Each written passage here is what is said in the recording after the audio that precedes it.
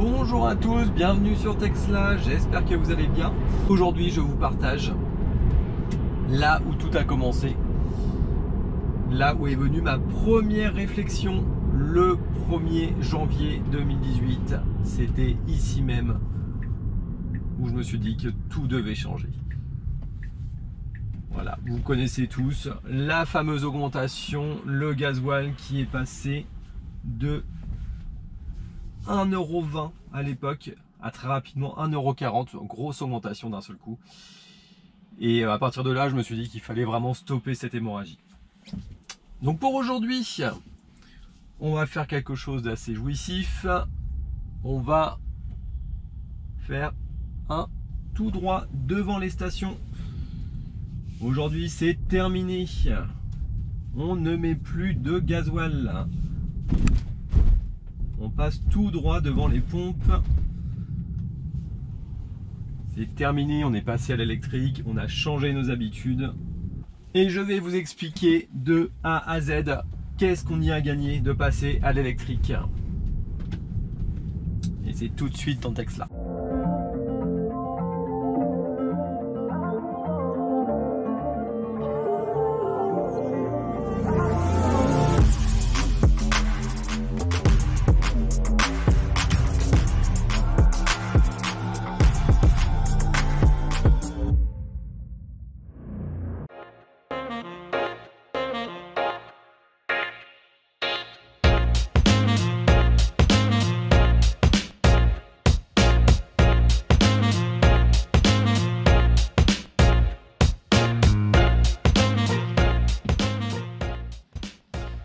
Les amis, je suis super content de vous retrouver dans cette vidéo. Tout simplement parce qu'on va parler de quelque chose de super intéressant. On va parler coût des véhicules, comparaison de mon ancien véhicule thermique qui était une Skoda Superb 3 Laurine et Clément TDI 190, un excellent véhicule pour le taxi. Vraiment rien à dire. Son seul défaut, ce serait d'être devenu malheureusement un peu trop coûteux comme tous les véhicules thermiques d'aujourd'hui. Face donc à ma Tesla Model 3 Long Range Propulsion. Et on va prendre deux autres véhicules pour comparer tout ça. On va prendre des véhicules assez classiques, on va prendre des véhicules type. On va prendre d'un côté le Renault Scénic DCI 120 chevaux intense, qui est un véhicule de moyenne gamme, un véhicule assez classique dans le taxi. On va le comparer à la Mercedes classe C également. Si on veut comparer face à la Model 3, la Mercedes classe C, on est sur un véhicule de même gabarit, on est sur le même segment. On est parti donc sur un modèle C220 des finitions avant-garde. J'ai sélectionné un véhicule avec exactement les mêmes options que la Tesla Model 3. On a pris exactement la même chose pour la comparer. Voilà, ça va nous permettre d'avoir un ensemble, un global de 4 véhicules types pour le taxi et de comparer tout ça et d'en déduire si vraiment la Model 3 est un véhicule coûteux, comme certains peuvent me dire. J'ai beaucoup de commentaires où les personnes me disent mais pourquoi une Tesla dans le taxi? Une Tesla c'est beaucoup trop cher, c'est pas rentable. Et ben, je vous invite à étudier ce petit tableau maintenant.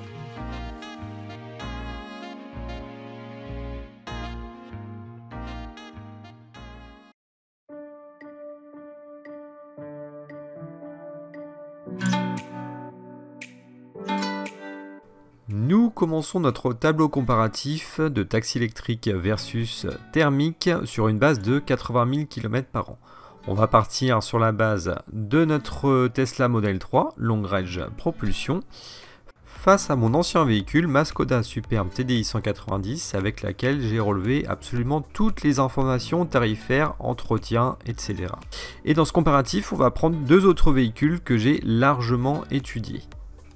Donc première information, les tarifs.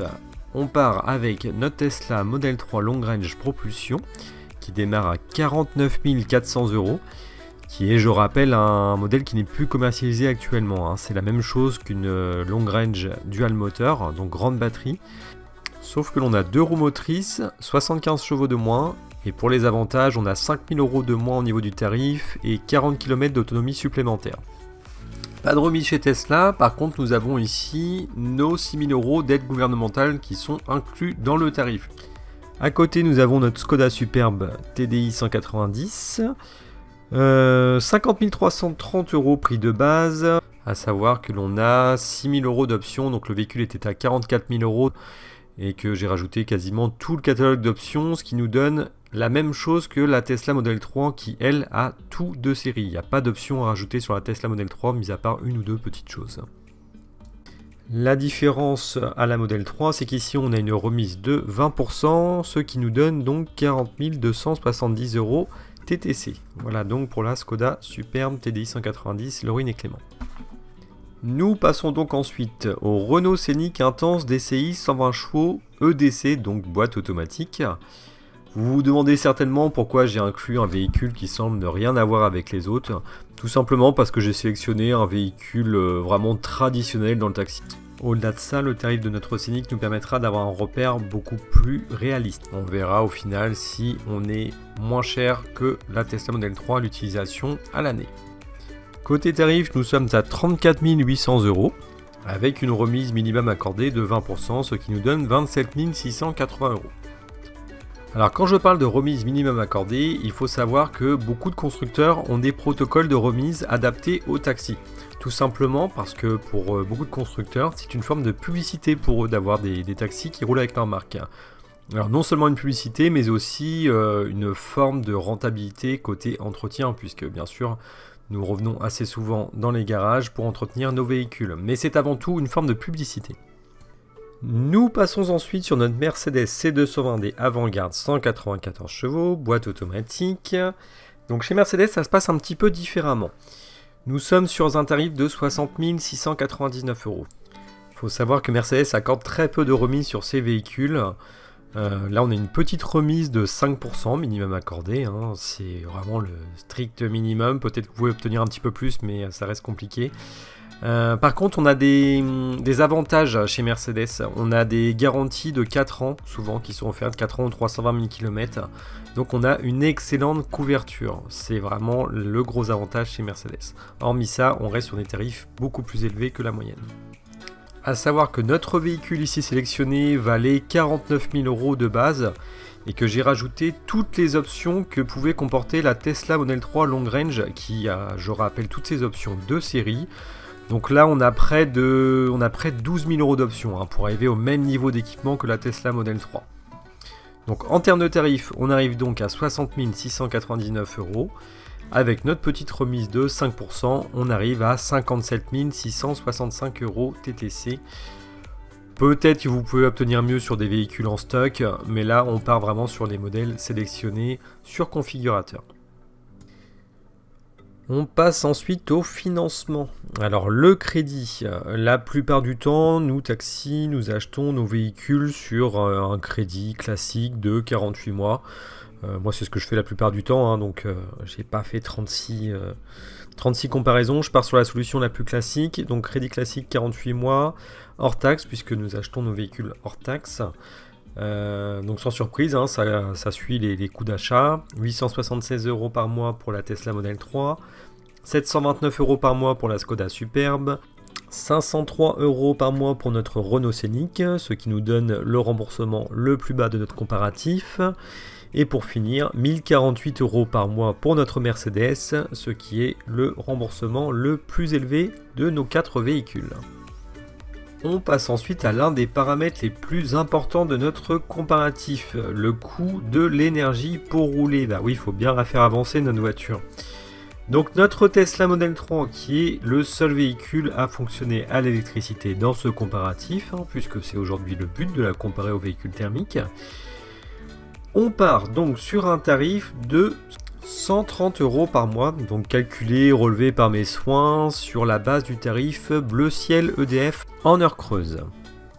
On passe ensuite sur nos véhicules thermiques, donc notre Skoda Superbe, où l'on est à 660 € par mois, et donc 7 920 € à l'année, idem, relevé par mes soins. Et ensuite, nous avons notre Renault Scénic qui, sur la même base de consommation, On est sur les mêmes tarifs, donc pareil, hein, 660 € par mois. Et pour finir, notre Mercedes classe C qui consomme un petit peu moins que nos véhicules précédents, où nous sommes à 600 € par mois de gasoil. Toujours sur la base de nos 80 000 km par an, on peut donc rapidement en déduire que l'on gagne environ 500 € sur notre facture énergétique en passant du thermique à l'électrique, ce qui compense quand même assez largement la plupart des surcoûts que l'on peut avoir à côté. Rappelons d'ailleurs que notre surcoût principal est le prix d'achat du véhicule. Si l'on compare à notre Skoda Superbe, on a un surcoût de 20%. Par contre, pour ce qui est de la facture énergétique, qui reste un poste de dépense très important, comme vous pouvez le constater, on a une réduction de 80%. On va quand même bien sûr continuer d'étudier le reste. Au chapitre suivant, chapitre très intéressant, l'entretien.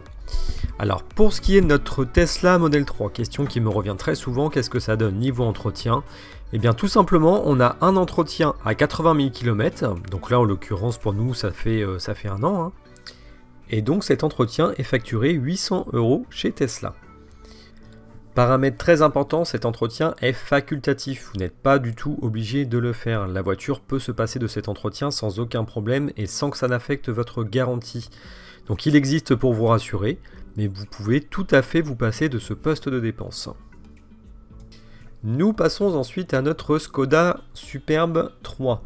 Alors il faut savoir que pour l'entretien, j'ai fait mon calcul sur 3 ans. J'ai ressorti toutes mes factures et j'ai fait une moyenne à l'année sur ces 3 ans. Donc avec bien sûr la première année où l'on compte les dépenses les moins onéreuses, les premières révisions ne sont pas forcément les plus chères.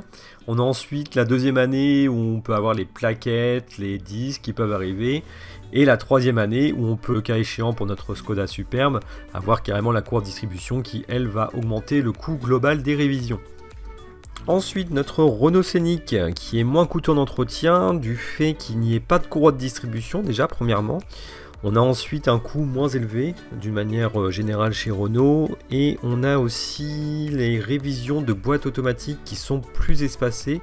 Pour terminer, notre Mercedes classe C, sans surprise, la plus chère à entretenir, c'est pas un secret chez Mercedes, l'entretien est plus cher.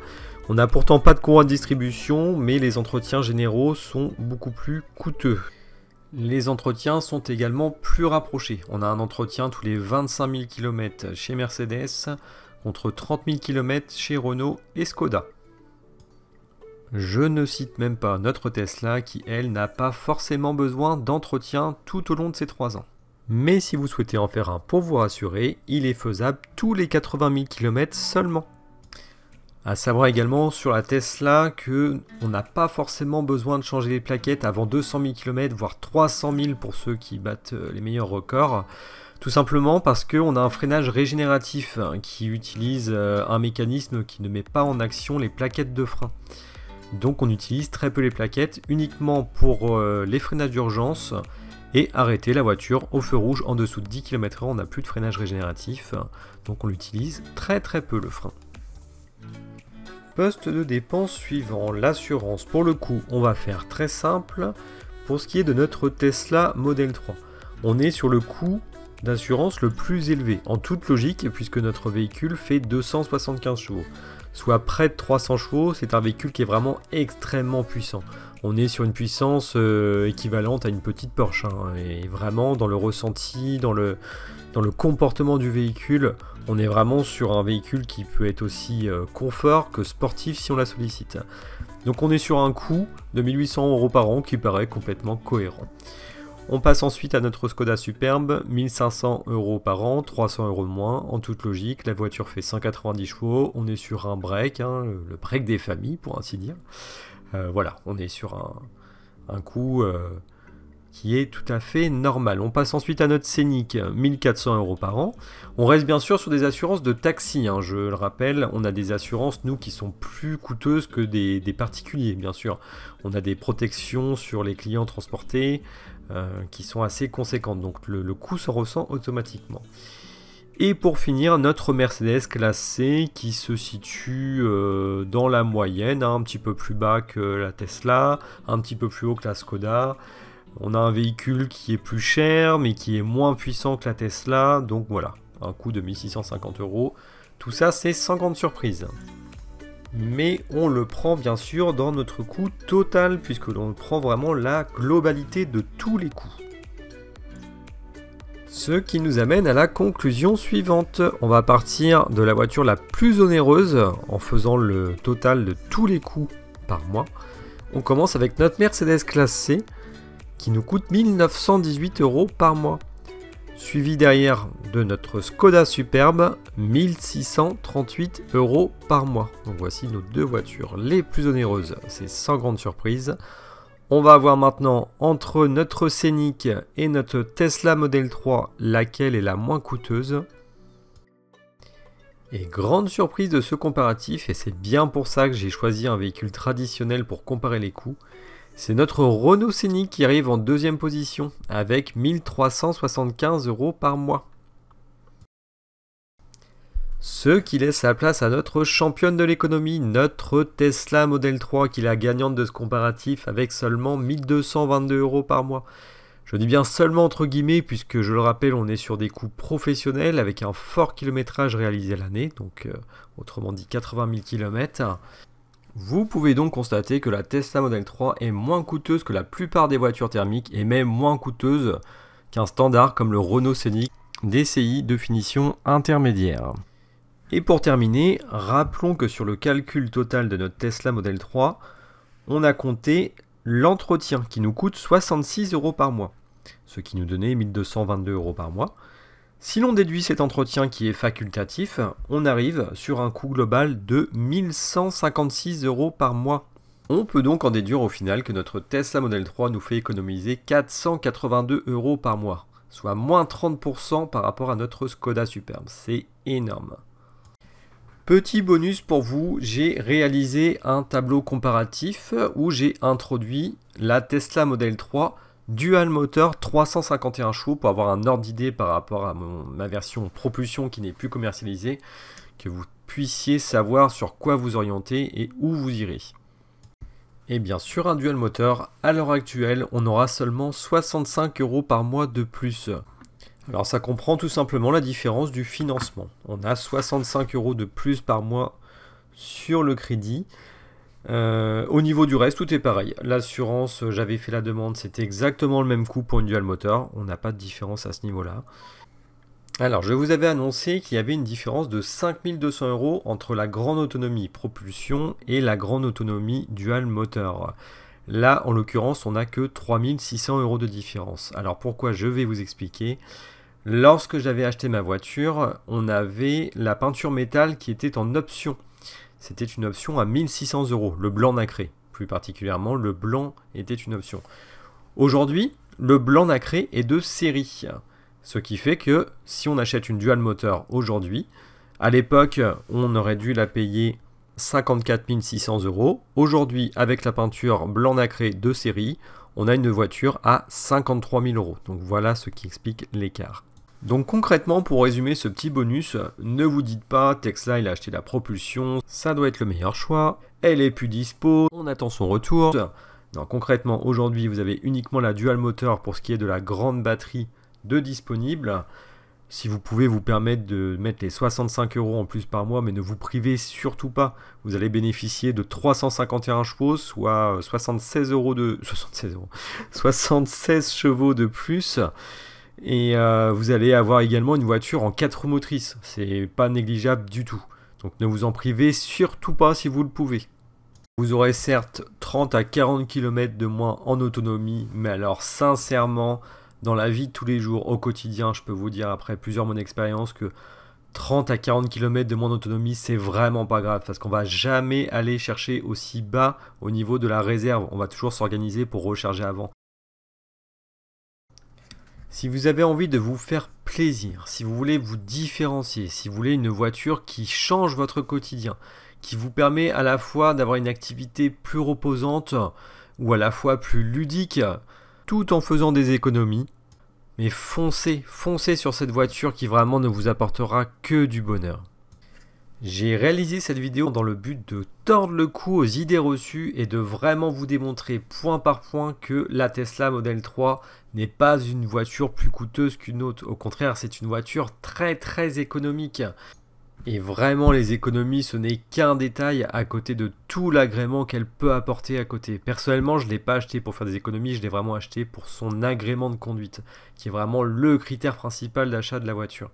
Il faut vraiment l'essayer avant tout. Essayez cette voiture et je pense que vous serez certainement convaincu.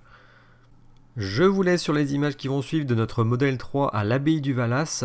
Quant à vous les amis, je vous dis à très bientôt, je reviendrai sur une vidéo débrief où je répondrai un maximum à vos commentaires, donc n'hésitez pas à poster vos questions.